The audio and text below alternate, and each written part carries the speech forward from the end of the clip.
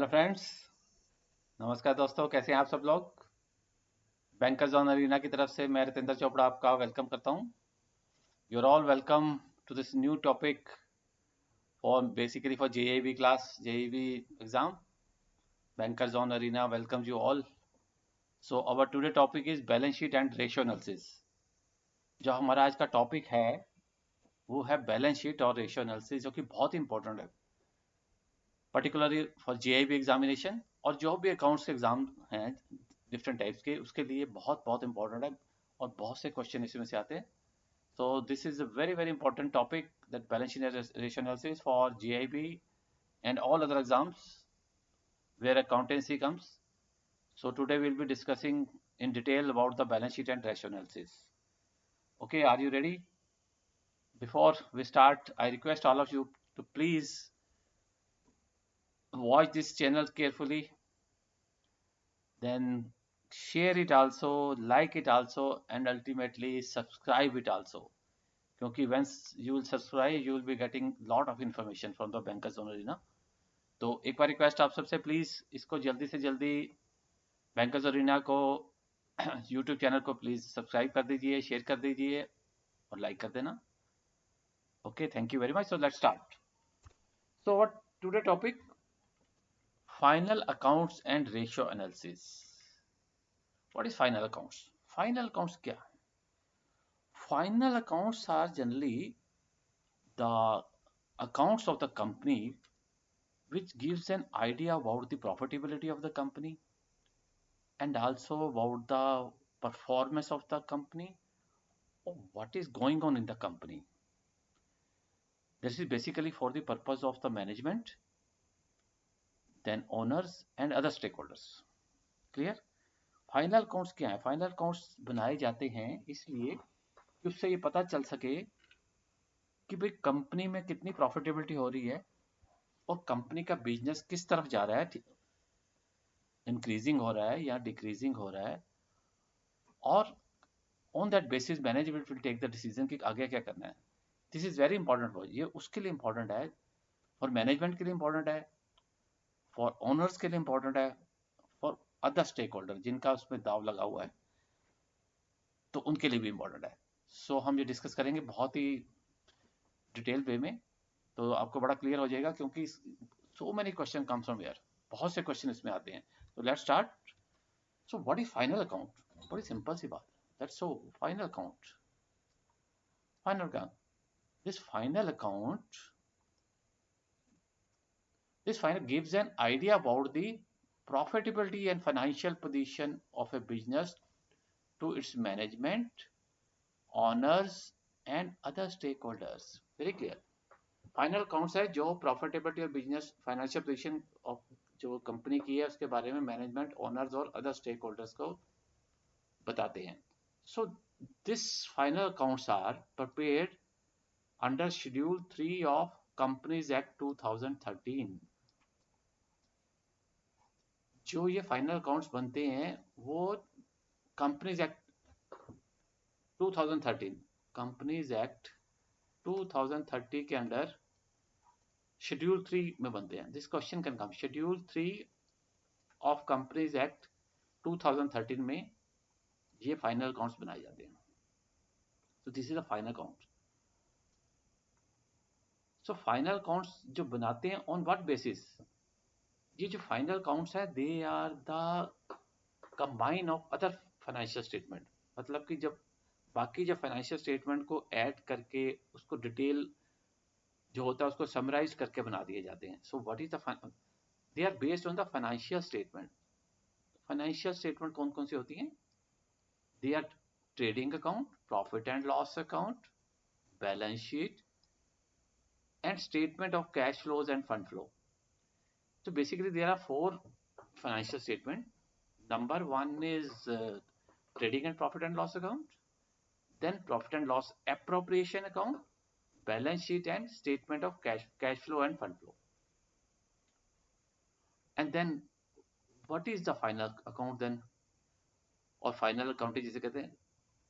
Final account is summarized statement issued when a business transaction has been concluded. Means जब साल के बाद या 6 मंथ के बाद जो टोटल बिजनेस ट्रांजैक्शन खत्म हो जाती हैं, then they make a final accounts. जो फाइनल अकाउंट बनते हैं, they are made on the basis of trading account, profit and loss account, balance sheet and cash flow, fund flow. So final accounts are basically the summaries of all the financial statement. Final accounts होते हैं, वो summary होती है, जितनी financial statement है उसकी summary होती है। Okay, thank you. Let's go to the next one. So what are the different type of financial statement?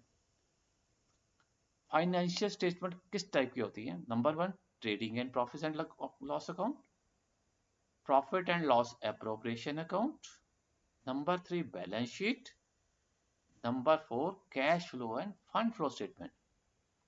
So financial statement कितने टाइप की होगी? Trading and profit and loss account, profit and loss appropriation account, balance sheet and cash flow and fund flow statement.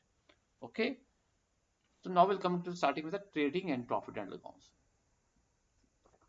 Trading and profit and loss account is also called manufacturing trading and profit and loss account. This is also called manufacturing trading and profit and loss account. Manufacturing account वहां prepare होता है where there is a manufacturing of goods, जहां goods manufacture होते हैं, this account is prepared there. Okay, so what is trading and profit and loss account? Profit and loss accounts are made to show the profitability of the company, how the profit has come. There can be loss also. So trading and profits, they are drawn by a business concern showing trading activities for a given particular period, generally 1 year. The trading and profit and account, they show the what is happening in the company, what is being done in the company. That means the trading activities क्या हो रही, कौन सी हम trading activity कर रहे हैं? Trading activities of the for a given period or for a particular period. Be very careful. This is for a particular period. Means it may be 1 month, 2 months, 3 months, 6 months, or 1 year, so on, depending on the way the company wants to make it. Generalized form में जो profit and loss बनता है, that is for a particular time, 1 month, 2 month, 3 month, 6 month. लेकिन as per general practice, जो हमारा final account बनाने से पहले जो भी PLN बनता है, दैट इज फॉर 1 ईयर, 1 साल का बनाते हैं. सो इसका क्या फायदा? What is the use of profit and loss account? It enable business concern to determine the amount of the business making. इसका मेन पर्पस है टू नो कि how much the profit is company is making और business is making. This is the basic purpose of trading and profit loss account. How that this is made, we'll discuss that also. कैसे profit and loss बनता है वो भी हम discuss करेंगे. So basic M है कि जो प्रॉफिट एंड लॉस बनता है, that is for a particular period. Profit and loss is for particular period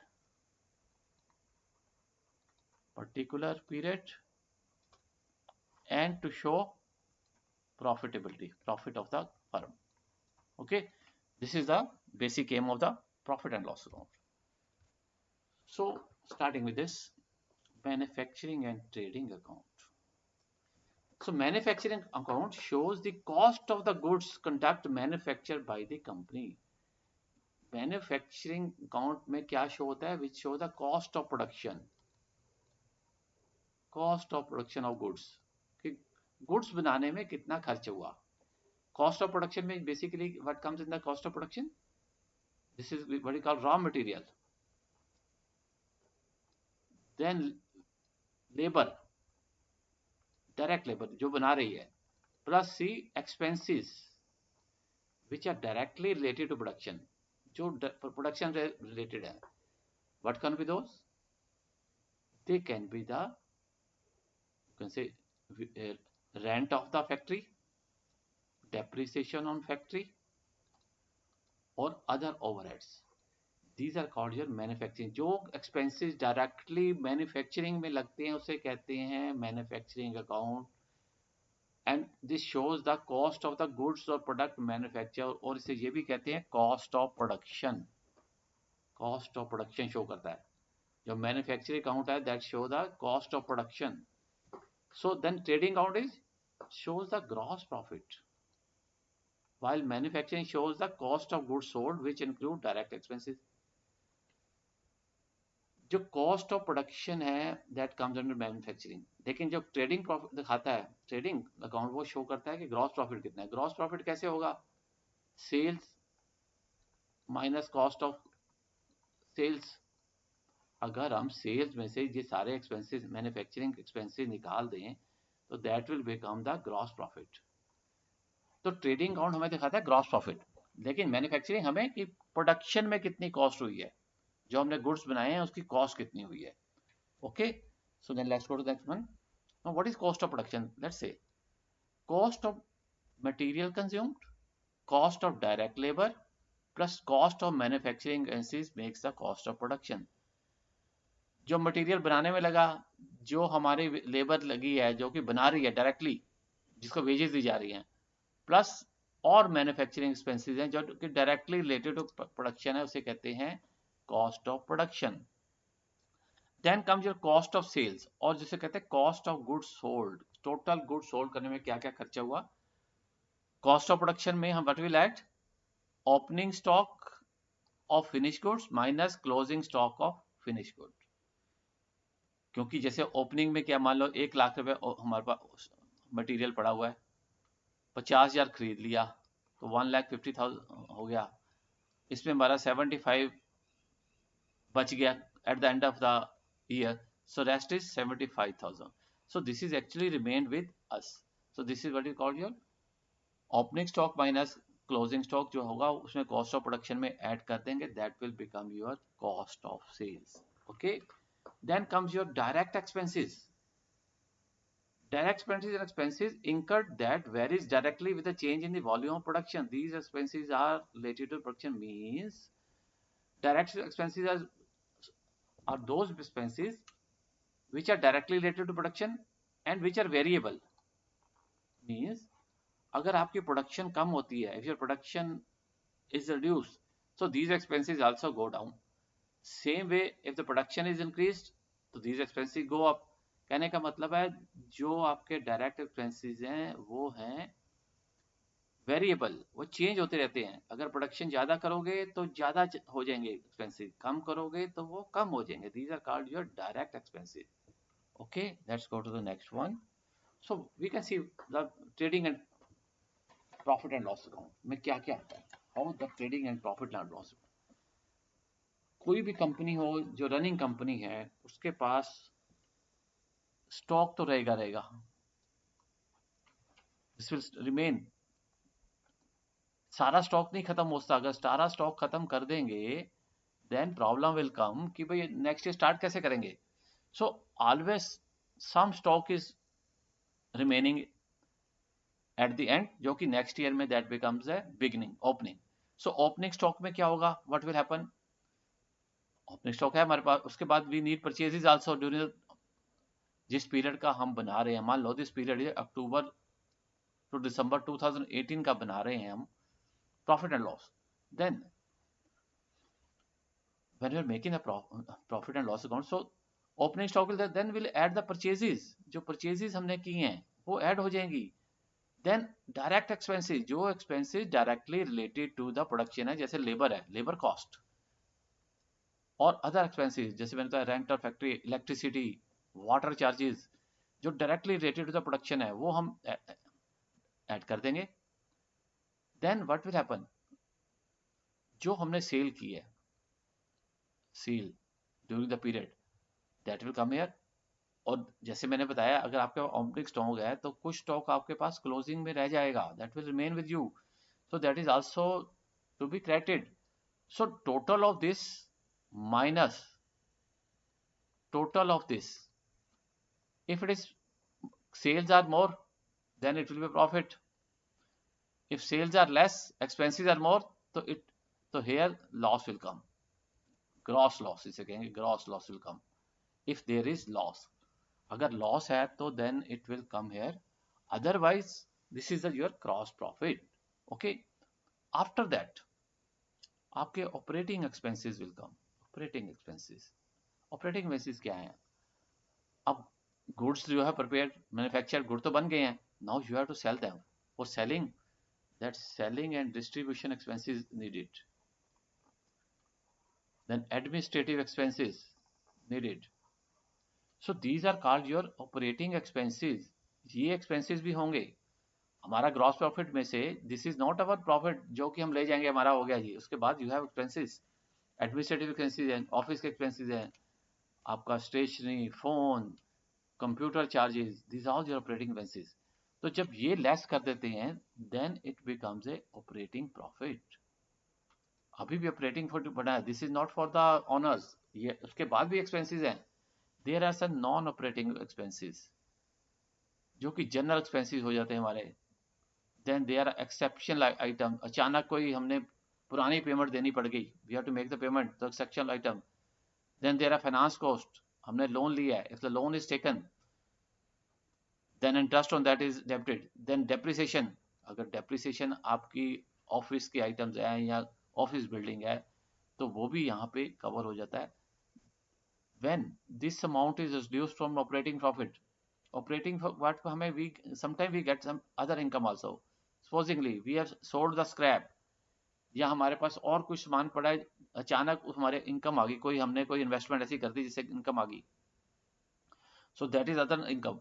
when we add operating profit plus other income and from that we reduce that non-operating expenses, exceptional item, finance cost and depreciation, then that becomes your net profit before tax।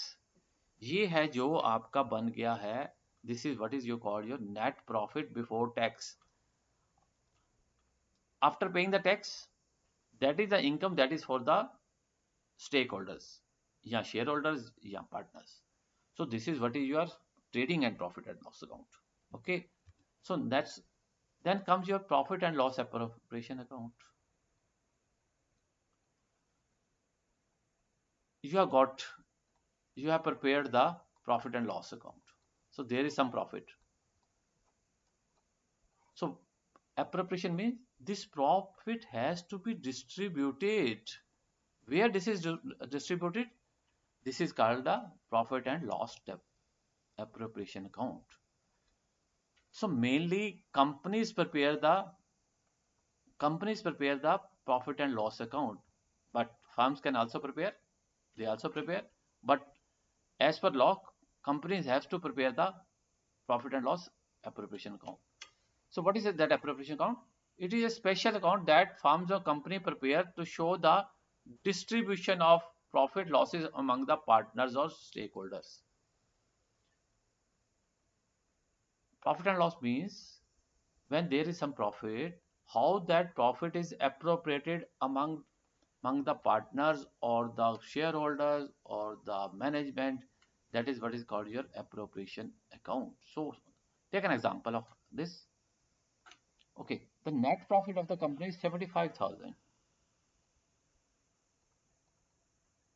and interest on drawings, supposingly partners ने पैसा withdraw किया during the period, there are two partners, then 1,000 2,000 interest, so this is also an income, so total becomes your 78,000।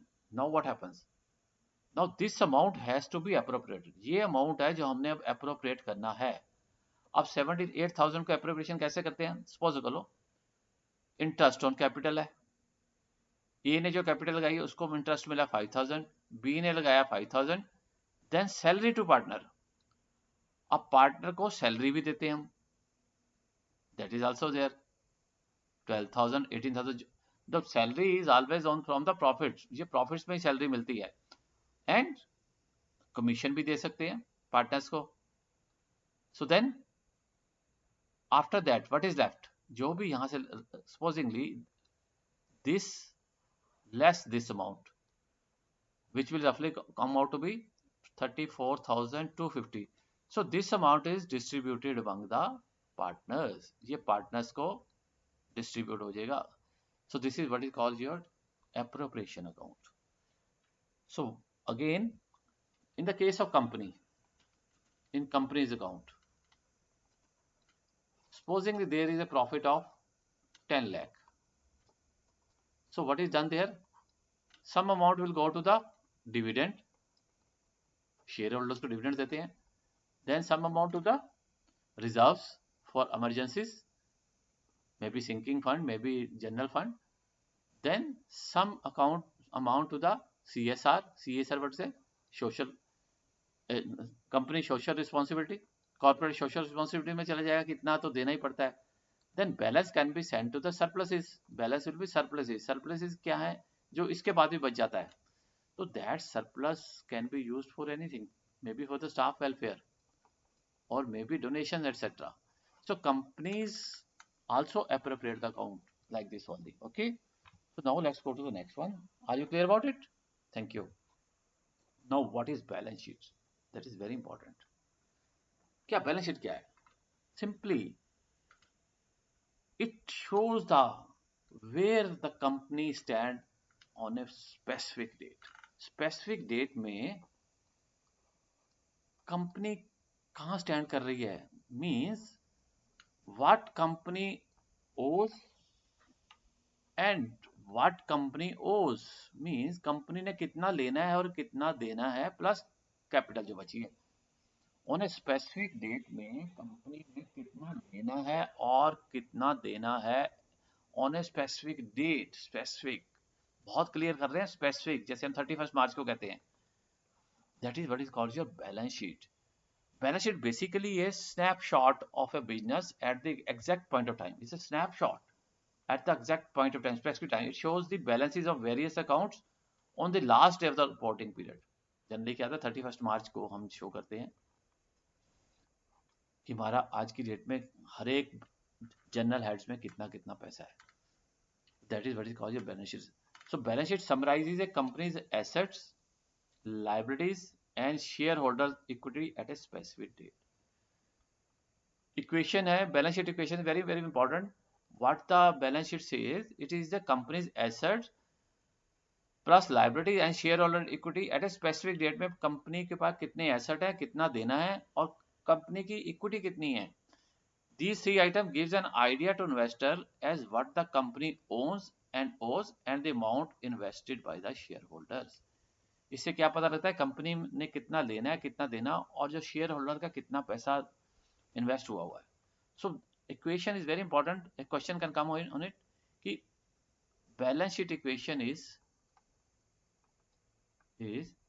Assets is equal to liabilities plus owners capital. Owners capital asset क्या होंगे, assets are liabilities plus owners capital. So asset and liability should be equal. इनका total हमेशा equal होगा. Assets side और liability side total will be equal. Liability side are, this is liability side, this is asset side, so both should be equal. Okay, this is what you call your balance sheet. This is the balance sheet. So balance sheet में there are different items of balance sheet which we must know. हमें जरूर है उसको पता करने की. तो अगर बैलेंस शीट देखेंगे आप, here this is the balance sheet, here are the assets, liabilities. assets में पहले fix assets, okay, then current assets, non current assets, intangible assets. Okay, so these are the assets. So what are the fixed assets? Fixed assets are those assets which are purchased not for selling, not for anything else, but they are manufactured for helping in production of the goods. ये fix asset इसलिए खरीदे जाते हैं कि भाई जो production करनी है उसमें हेल्प करें. ये एसेट बेचने के लिए नहीं खरीदे जाते. So what are those asset? Fix asset, land and building, furniture fixture, plant and machinery, vehicles, office equipments and electrical installation. जो इलेक्ट्रिकल की इंस्टॉलेशन होती है इन अंदर बिल्डिंग के, वो भी एसेट्स है, फिक्स एसेट है. So okay, so these are the asset. Number 1 land and building, furniture fixture, plant and machinery, vehicles, office equipments and electric installation. Office equipment like computer, ये भी हमारे फिक्स एसेट है. Then comes your current asset, the most important thing. What are current assets? Current assets are those assets which can be realized within a period of 12 month. Current asset वो asset है जिनको कि हम बेचकर 12 महीने के अंदर हम फिर कन्वर्ट कर लेते हैं कैश में, which are convertible into cash within 12 month. These are the assets which are actually used for production. ये इस एसेट से ही प्रोडक्शन होती है. तो ये एसेट कौन से बेसिकली है? फर्स्ट ऑफ ऑल हम लेंगे तो हम कहते हैं इन्वेंट्री और स्टॉक्स. स्टॉक जो है जिससे प्रोडक्ट बनता है वो हमारा करंट एसेट है. करंट एसेट इसलिए है कि this is a regularly usable item. अभी खरीदा, यूज किया, then again we have purchased, then use.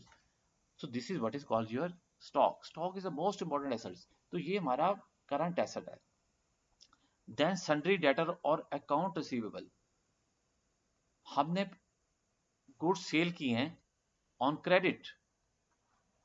When we sell the goods on credit, they are called your account receivable या sundry debtors भी बोल देते हैं इनको. So these are also to be recovered within a period of 12 months.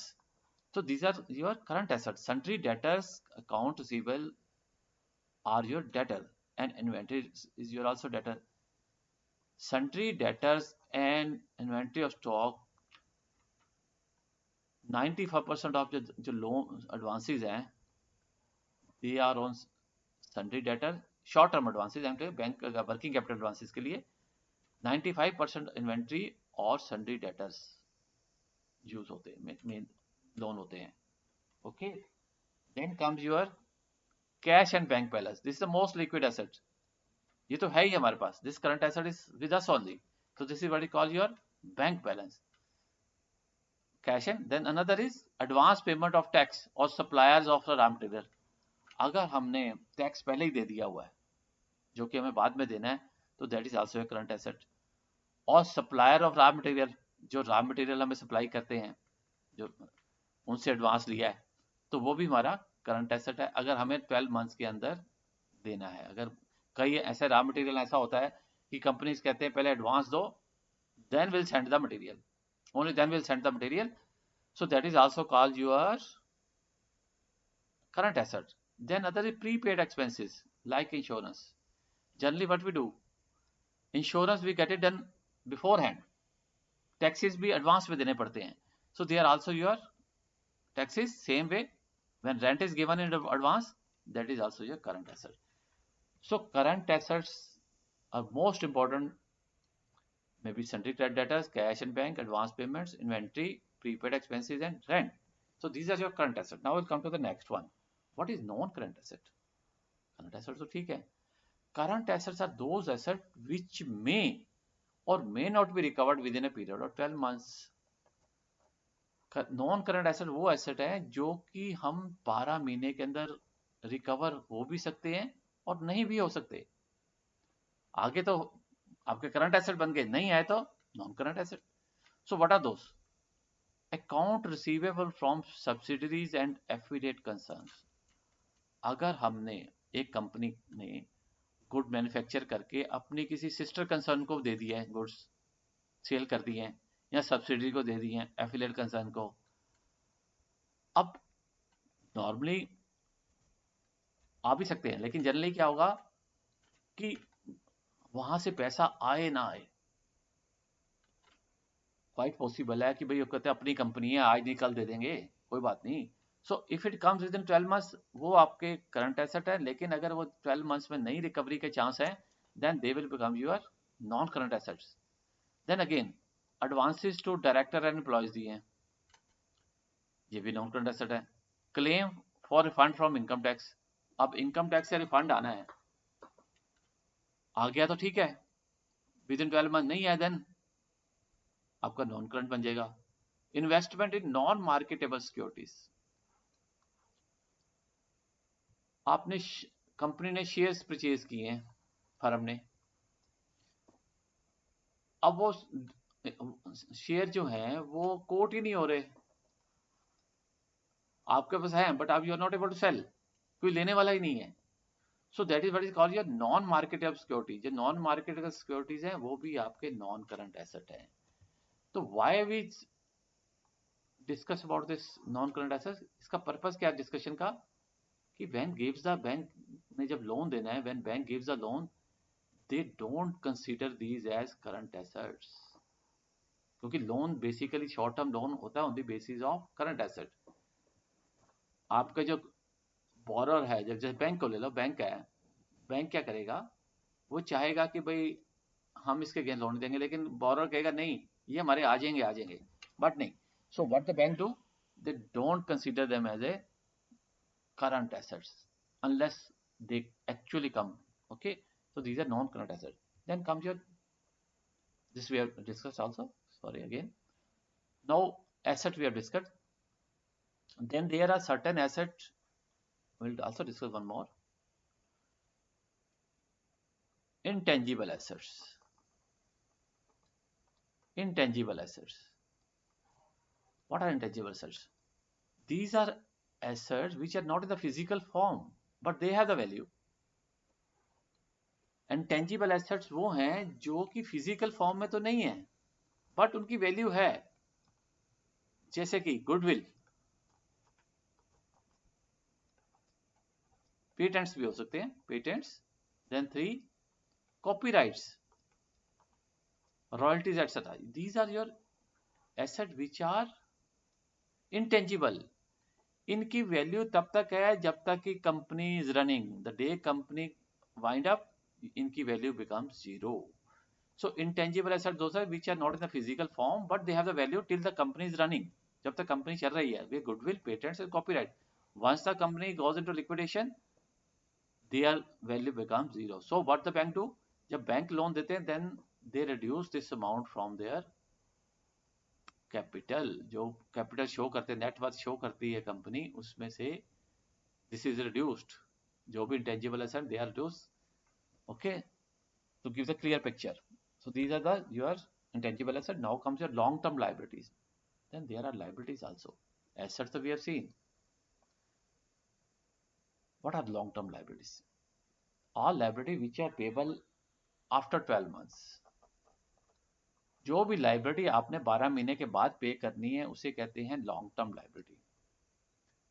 Number 1 उसमें आती है net worth. Net worth क्या है? Net worth is your capital plus reserves. Capital और रिजर्व है, they are your long term liability. Why capital is reserve? Why capital is liability? Because this amount has been given as a basically as a loan. Basically loan दिया है. Capital अगर invest की है तो that is independent of the company. Company अलग entity है. अगर उसमें कोई इन्वेस्ट करता है, चाहे प्रमोटर भी करते हैं, वो भी बेसिकली लाइबिलिटी बन जाती है कंपनी की. उन्होंने भी जो भी अपना अमाउंट लगाया that also becomes your liability. So one is net worth. Net worth is capital plus reserves. Then term loans repayable in more than 12 months. अगर कोई भी हम बैंक लोन देते हैं मोर देन 12 मंथ्स, 12 महीने से ज़्यादा लोन है, जैसे जनरली क्या होता है, व्हीकल का लोन है या आप देख बिल्डिंग का लोन है, these are basically for more than 12 months. So they are also becomes your long-term liabilities. Long-term liabilities are which are payable after 1 year or 12 months. They are long-term liabilities. Then debentures and reserve. Debentures क्या हैं? Debentures are the bonds issued by the companies to raise loan. तो ये भी long term है. Reserve, जो company ने पैसा रख लिया है फॉर फ्यूचर इन्वेस्टमेंट और या फ्यूचर अगर लाइबिलिटी के लिए, तो they are also your long term liabilities. So these are your long term liability. Then your current liabilities, just like current asset, current liabilities are very moderate. So what is a current liability? Sundry creditors. Sundry creditors कौन होते हैं? जिनसे goods purchase किए हैं, sorry raw material purchase किया है या कोई अदर आइटम्स परचेज किए हैं, वो उसे कहते हैं सन्ड्री क्रेडिटर, जिनको की पेमेंट करनी है within a period of 12 months. Current liabilities are to be paid within a period of 12 months. तो sundry creditor those from where we have purchase the raw material और other goods for running the company. Then accrued expenses like taxes, commission and interest. हमारे को expenses हमने इस साल देने हैं, वो accrue हो गए हैं पीछे, उसको जो पेमेंट करनी है within this year, that is also called your current liability. Then customer deposits, security deposits means customer deposit कैसे होंगे? आपका गुड्स जो है, आपके जो गुड्स हैं वो उसकी बहुत अच्छी चल रही है, वो एडवांस बुकिंग होती है, तो आप कहते हैं भी कस्टमर कहते हैं डिपॉजिट कर दो या सिक्योरिटी डिपॉजिट लेके रखते हो, तो वो भी हमारे अगर विद इन 12 मंथ्स पेमेंट करनी है तो they are current liabilities. Then dividend payable, अगर डिविडेंड अनाउंस कर दिया कंपनी ने, then that is to be payable within 12 months, so that is also current liability. Then provision for bad debts, pension and gratuity. Every year provision has to be made for bad debt, pension और gratuity. जो हमने gratuity देनी है employees को, pension देनी है, उसकी हर साल कुछ ना कुछ अमाउंट हमें प्रोवाइड करना पड़ता है, that is also a current liability. Then the most important is bank borrowing, short term. जो बैंक बोरिंग्स हैं within repayable within 12 months, वो सारी आपकी करंट लायबिलिटीज हैं. बैंक से लोन लिया हमने, जनरली क्या, these are the basically cash credit accounts और ओवरड्राफ्ट अकाउंट्स. ये ओवरड्राफ्ट हैं या कैश क्रेडिट अकाउंट्स हैं, ये पेबल हैं within a period 12 months, so these are all your bank borrowing. So bank borrowing is also a short term current liability. इसके अलावा एक और लायबिलिटी हो जाती है amount of instalment of term loan. Amount of instalment of term loan अगर देना है इस during this period, that is also your current liability. Okay, then let's go to the contingent liabilities. What are contingent liability? Contingent liability कौन सी हैं? These are our liability which may occur, may not occur. ये ऐसी liability हैं जो हमें देनी पड़ भी सकती हैं ड्यूरिंग द पीरियड और नहीं भी देनी पड़ सकती, डिपेंडिंग ऑन द सिचुएशन. कौन सी होती हैं? Pending law suit.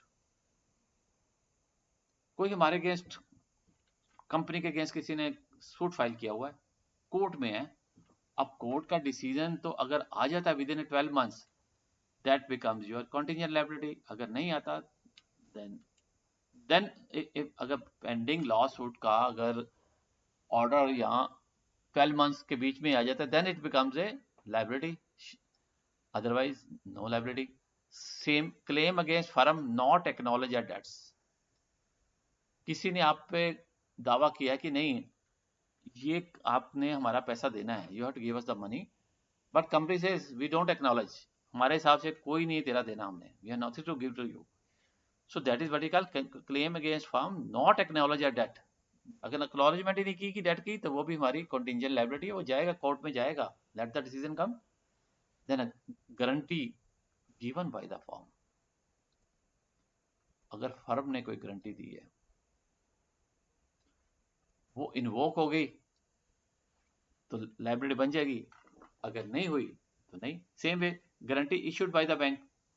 अगर बैंक ने कोई गारंटी इशू की है तो चल रही है तो चल रही है, लेकिन जिस दिन बेनिफिशियरी ने इन्वोक कर दी, that will become the current liability. Same taxes and dues under dispute.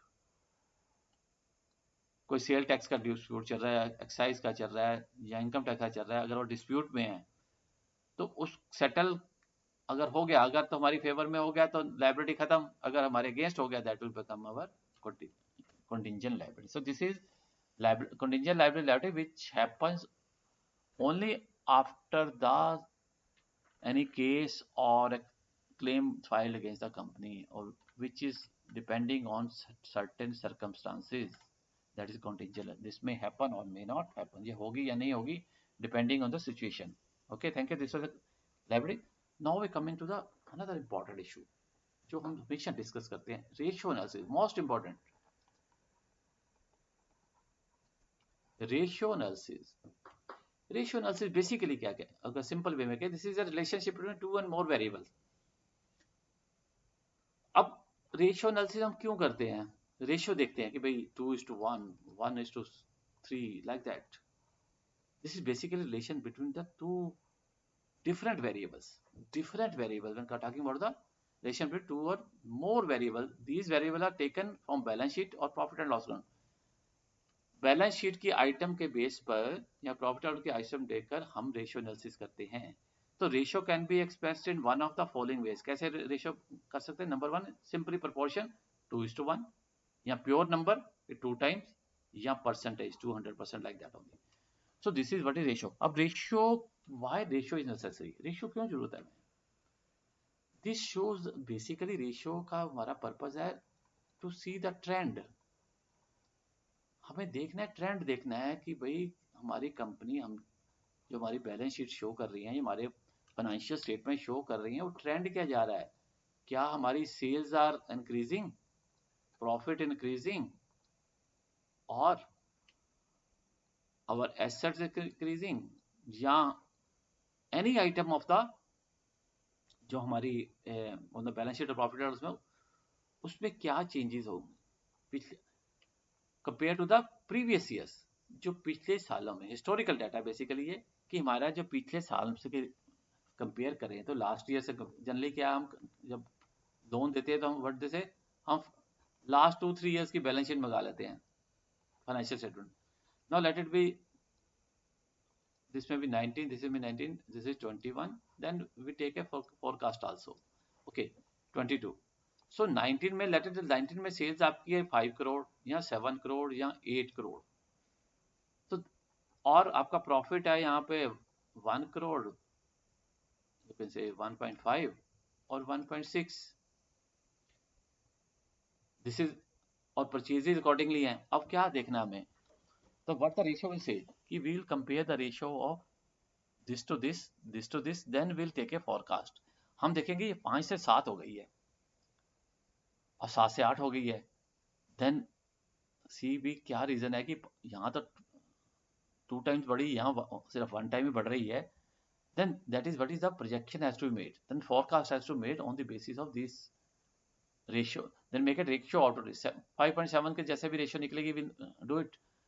तो रेशियो का बेसिक है कि सी द ट्रेंड एनालिसिस। इसमें सबसे बड़ी इंपॉर्टेंट चीज है कि both the variable should be same. Comparison आप स्टील इंडस्ट्री का सीमेंट इंडस्ट्री से नहीं कर सकते। सेम वे सीमेंट का आप अगर सीमेंट इंडस्ट्री है उसका आप कोई अदर प्रोडक्ट से नहीं कर सकते, ट्रेंड चेंज रेशियो एनालिसिस नहीं निकाल सकते, उसका कोई फायदा नहीं होगा। So basically this is for the same product, same variable should be same. अब how to forecast, basic purpose तो यही है ना कि फोरकास्ट करना है। अब सपोजिंगली एक कंपनी है, he saying a growth of 10%, 15%, 20% and 30% in the last years. Company is thinking they are in the cement line maybe कि भाई हमारी तो ग्रोथ अच्छी हो रही है 30%, very good very good, but is it sufficient? क्या वो सफिशिएंट है कि हम बहुत अच्छा कर रहे हैं? But they have to see the industry wise also. अब ए कंपनी है, उधर बी कंपनी है with the same product, they are also making cement, their growth is 15%, 25%, 30%, 50%. So what will the use of this ratio then? उनकी ratio का क्या मतलब हुआ? तो रेशियो को they have to analyze with the other companies also.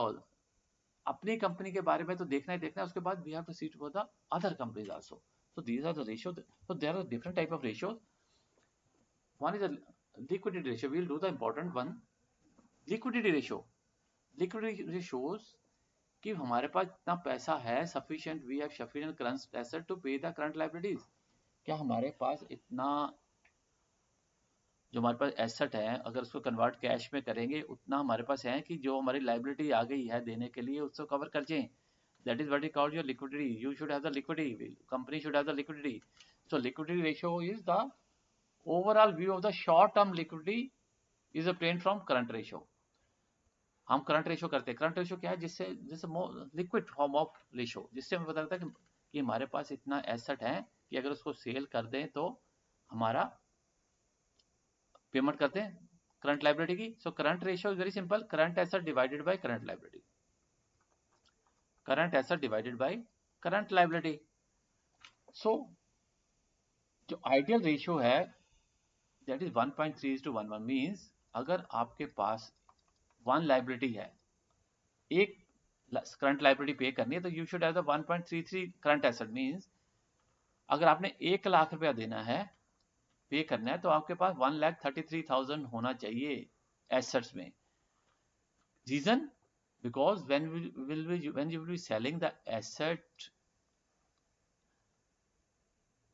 in emergency way, then you cannot get the same amount from the market. आपको ये amount मिलेगा नहीं सेल करने में, आपको तो फिर देना है पैसा, तो आप कहेंगे यार 133 आप मुझे 1 लाख ही दे दो, so that we can make the payment to the our creditors. So this is simply a method of the liquidity. अब 1.33 we is saying standard, मतलब one liability के against we should have 1.33 assets. अब supposingly this is the ratio, one is liability to be paid and we have the current assets of 3.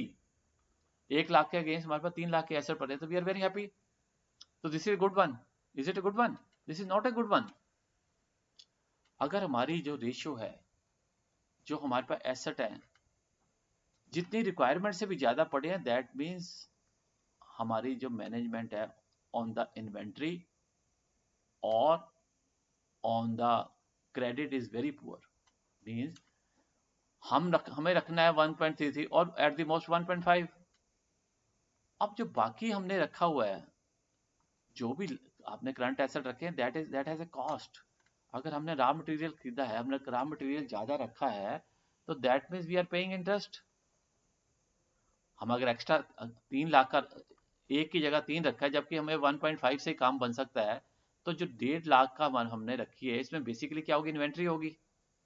यहाँ तो basically inventory हमारी नहीं चल, वो है, यहाँ इन्वेंट्री हमारी बहुत पुरानी है जो बिक नहीं रही है, उसको हम करंट एसेट में. यहाँ हमारे जो सन्ड्री डेटर हैं, उनकी पेमेंट नहीं आ रही है, so that's why we are kept both way wrong. So we should keep the we have to see that the current ratio should be around 1.33 or maybe it can go up to 1.5 depending on the industry they are running.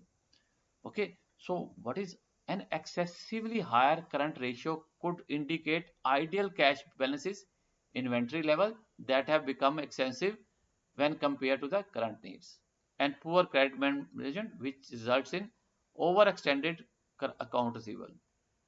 यहाँ आपका receivable वापस नहीं आ रहे, यहाँ आपकी stock ज्यादा है. On the other hand, अगर लो रेशियो है, if the ratio is low means that the borrower may default on its liability due to lack of liquidity. तो अगर आपकी कम है, देन आल्सो कि भाई आपकी लिक्विडिटी प्रॉब्लम कम है और आप you can go on insolvency, then the company can go on insolvency. So this is what is your current ratio. Then what we'll do? Then we have to come up with another way of looking at the current liquidity ratio, short-term liquidity ratio. What is quick ratio or AC debt ratio? This is extension of current ratio. Here what we do? Current assets minus current liability is the current ratio, and this is called your quick ratio or AC test ratio. This is when we reduce the stocks from current assets and then divide by current liability, that is called your quick ratio. That means current assets minus stocks or inventory जिसे कहते हैं divided by current liability, so that becomes your quick asset liquidity ratio. So the asset ratio intends to show the liquidity position by calculating the ratio of quick assets to the current liability. तो quick asset क्या होते हैं? Current assets minus stocks, that is quick assets. So what is the formula? Quick assets is quick assets divided by current liability. So quick assets are represented all current assets minus stock inventory. So standard quick ratio is 1.1 is your standard. अगर वहां पे हम कहते थे 1.33:1, अगर quick asset है तो that is 1.1 is sufficient. अगर हम देखते हैं अगर किसी को लोन देना है तो when we see the quick asset भी इसका 1.1 आ रहा है, after reducing the stock we are satisfied. So this is what is called your quick ratio. This is more liquid than current liability, current ratio. Okay, so let's go to the next one. Let's take a small example. Amount: cash is 50,000, debtors 1 lakh, inventory is 1,50,000. These are all current life assets. ये हैं आपके current assets. So total current asset will be 3 lakh, and their current liability is just 1 lakh. So what is the current ratio? Current assets divided by current liability. So this will become 3:1. Very high. 3:1 high. अब ऐसी test ratio कितनी है? If we reduce inventories from current asset and divided by current liability, this will become your quick ratio. That means that amount will be left 1:1. So what will become? 1.5:5. So this is also more. So this is how the current ratio and quick ratios are calculated. इस तरह हम calculate करते हैं these ratios. Okay. So now comes your another one. Long term solvency ratio. जिसे leverage ratios भी कहते हैं और long term solvency ratios. What are these? Number one, debt equity ratio. सबसे ज्यादा ये यूज होती है debt divided by equity. When we talk about debt equity ratio, we talk about the long term debts. Long term debts आपके कौन से होते हैं? जैसे term loan with a period of 12 months और debenture etc. These are all your long term. तो debt equity means debt divided by equity is equal to your this ratio. अगर debt आपका 2 लाख है and equity आपकी 1 लाख है, तो ratio will be 2:1 means इसका मतलब क्या हुआ कि against one capital, one owners capital, they have taken a term loan of long term loan of 2. Very simple कि भाई लॉन्ग टर्म सॉल्वेंसी निकाल रहे हैं, तो so we will looking only at the long term debts. So debt equity ratio is equal to long term liability divided by tangible net worth. Tangible net worth हम equity here means tangible net worth. Net worth हमने देख लिया था. What is net worth? Share holders capital plus reserves. We have also discuss intangible assets. अब intangible assets जब discuss कर रहे थे, आई टोल्ड यू कि भाई bank don't consider intangible asset as a capital. So what they say intangible asset, so net worth क्या हो जाएगी आपकी? टेंजिबल नेटवर्थ क्या होगी? अब tangible net worth is equal to capital plus reserves minus intangible assets. अगर हम कैपिटल रिजर्व में से इंटेंजिबल एसेट निकाल देंगे, that will become your TNW, tangible net worth. So debt equity ratio is equal to long term liability divided by tangible net worth. Long term liability are term loan of more than 12 months, जिसमें debenture bonds भी आ जाते हैं. This what this ratio denotes? Between the long term debt and own funds of the company. Relation between long term loans and own funds of the company. 2:1 is acceptable for trading concern and 3.35 is acceptable for other trading concern. Means इसका मतलब है कि अगर the ratio is 2:1, जो कि हम ideal कहते हैं, स्टैंडर्ड है कि अगेंस्ट वन टेंजिबल नेटवर्थ अगर कंपनी ने डबल लिया हुआ है लोन तो एक्सेप्टेबल है, long term loan. In case of trading concern is 2.1 and 3.35 is the trading concern. Sorry, this is for manufacturing concern. 2.1 for manufacturing. Sorry, this is for trading concern. This is for manufacturing. Means अगर trading concern है उसके लिए 2:1 acceptable. अगर manufacturing concern है उसके लिए 3.35 is acceptable. The more the ratio not favourable. अगर is it 3:1, that means against one capital he has taken loan of 3. So this is more than what is the standard. सो हम while giving the bank will see why it is so. The less the ratio, better for the bank. Less the ratio better for bank. क्योंकि अगर एक के against अगर वो सिर्फ 0.75 ले रहा है, सो दैट मीन्स वो अपने इन्वेस्टमेंट ज्यादा कर रहा है, तो he will have the more interest in the company. So this is what is called your debt equity ratio. This is for the long term. यहाँ पे जो डेट है that is long term debts. Okay, so let's go to the next one. So this is one ratio. The next is total indebtedness ratio, या उसको gearing ratio भी कहते हैं. Total जितने भी लोन लिए हैं बाहर से, चाहे शॉर्ट टर्म है चाहे लॉन्ग टर्म है, that is to be consider whether is a long term और short term or whatever type of, even if the securities are taken, whatever other outside liabilities हैं. So that is total indebtedness is equal to total outside liabilities divided by the tangible net worth.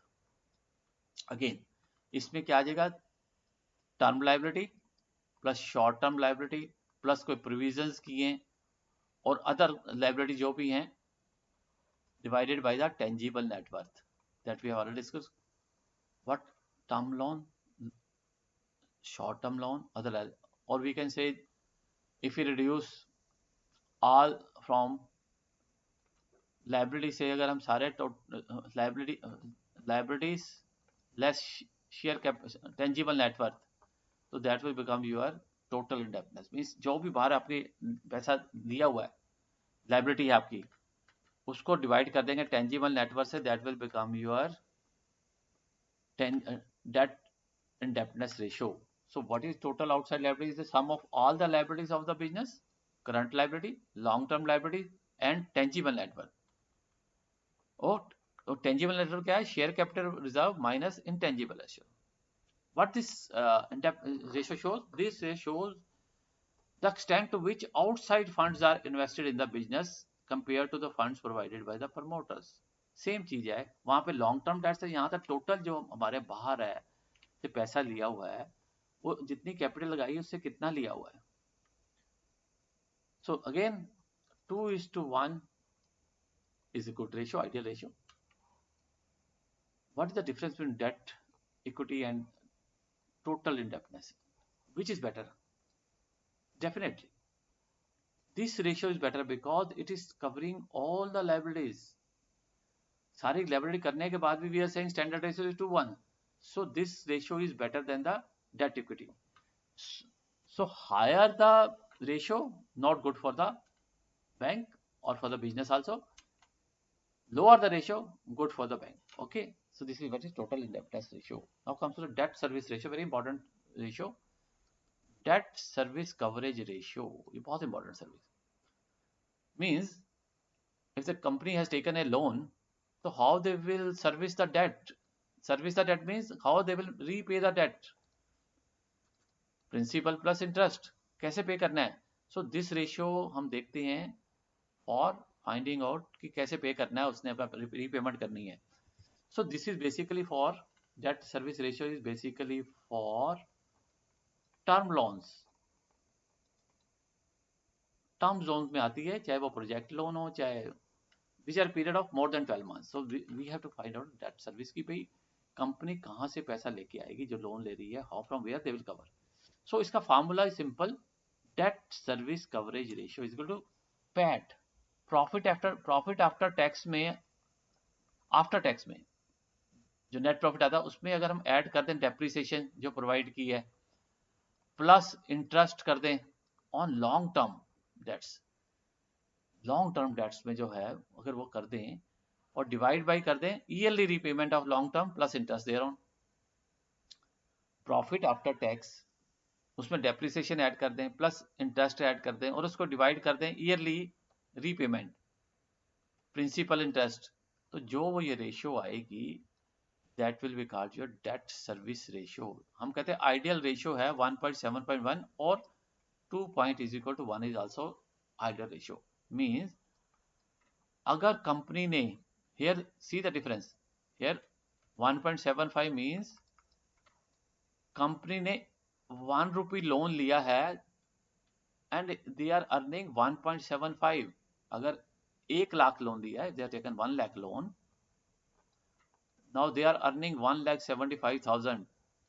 That means A के against 1.7 income है, then they can easily pay because they need some income from their own purpose also. अपने salary भी देनी है लोगों की, some other things also be paid, अपना घर में भी लेके जाना है. So 1.75 is standard. The more the ratio, better. More the ratio, better.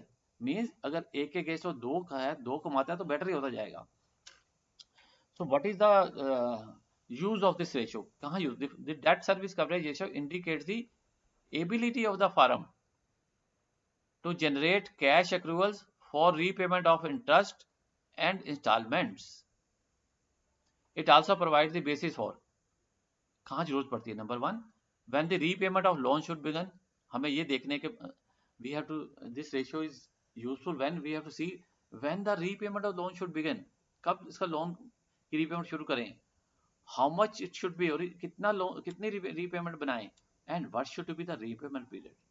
This is the basic aim of the DSR. Okay, debt service. This is a basic reason. Let's go to the next one. Now, ratio of equity to net block. Proprietary ratio. This is also important ratio. Proprietary. Net block means assets. Sorry, जो उसके I mean जो fixed asset है. Fixed asset. Net fixed asset. Net block means net fixed asset. So what is this ratio? This ratio is equal to the total assets invested by the firm compared to the equity. So what is the ratio? Is it proprietary ratio? Is the owner's equity divided by total assets. जो total assets हैं जो उसके divided by अगर हम करते हैं owners capital में से, तो that becomes your proprietary ratio कि proprietor ने कितना पैसा assets में लगाया हुआ है. Asset में कितना पैसा लगाया, that is called your proprietary ratio. An increasing amount of owner's equity could indicate an improvement in the long-term financial position. अगर asset उसने पैसा ज़्यादा लगाया हुआ ऑलरेडी, तो that is good for the company, that is good for the bank also जो loan दे रहे हैं. The more the ratio, the better it is. Okay, so this is what you call your ratio of equity to net block. Then comes your turnover ratios. These are very important ratios, equally important ratios. What is inventory turnover? Inventory turnover ratios are cost of goods sold divided by average inventory. Means this is a circle, what we call it a operating cycle. Operating cycle इसको बोलते हैं. This is called your operating cycle. अब operating cycle में क्या है, यहाँ से हमने स्टार्ट किया है, हमारे पास कैश है, we have the cash और बैंक से बैलेंस है. First what we'll do, we'll purchase the raw material. So that will be converted into goods. Then they will be sold. कुछ पार्ट होगा कैश में और कुछ पार्ट होगा क्रेडिट पे. यहां तक ठीक है. जो क्रेडिट है, जो डेटर्स बन गए या रिसीवेबल बन गए, that has to be converted back into the cash. जब ये सारा कैश दोबारा कैश में आ जाएगा, that will become your operating cycle. तो इसमें हमने देखा एक पार्ट है, one part is raw material. So here we have purchase the raw material. ये प्रोसेस हुआ, सेल हुआ, गुड्स बने, सेल बनते बनते यहाँ पे आ गया. तो ये कितने पीरियड में हमारे जो रॉ मटेरियल है खत्म हो जाता है और उस दोबारा हम उसको यूज कर पाते हैं. So this is what is called your inventory turnover ratio, stock turnover ratio. अब स्टॉक टर्नओवर रेशियो का फार्मूला बहुत सिंपल है, cost of goods sold divided by average inventory. Average inventory means opening stock plus closing stock divided by 2. अगर opening stock को closing stock में divide करते हैं 2 से, तो this will become your what we'll call it average stock. Average stock. तो इसका formula बहुत सिंपल है, turnover ratio indicates the. So cost of goods sold क्या होते हैं? Cost of goods sold, what we said, this is the raw material plus labour plus direct expenses plus finish goods, average finish goods.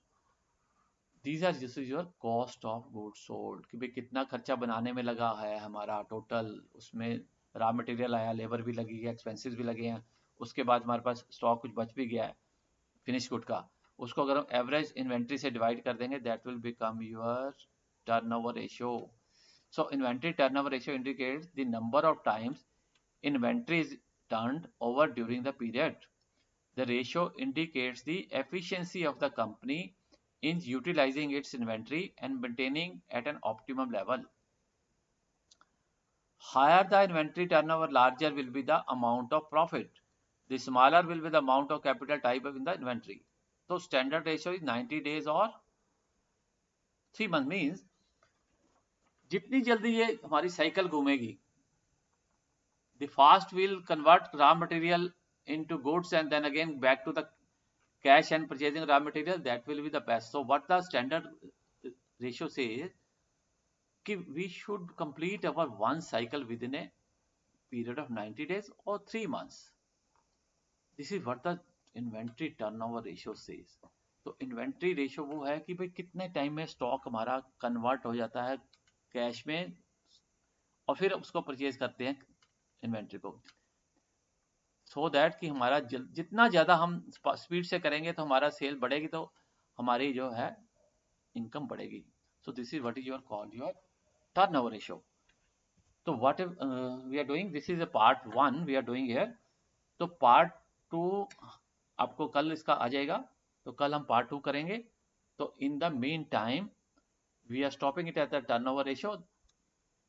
Then tomorrow will coming for the other ratios also. So by that time I'll say you, then we do the thank you. तो एक बार फिर request आपसे है कि please इस channel को like कर लीजिए, शेयर कर दीजिए, सब्सक्राइब कर दीजिए और हम आपके लिए कंटिन्यू लाते रहेंगे new to new chapters on AFP और जो कि यूजफुल टू अदर्स आल्सो, सबके लिए यूजफुल होगा. So by the time please thank you very much. तो second part tomorrow. Thank you very much.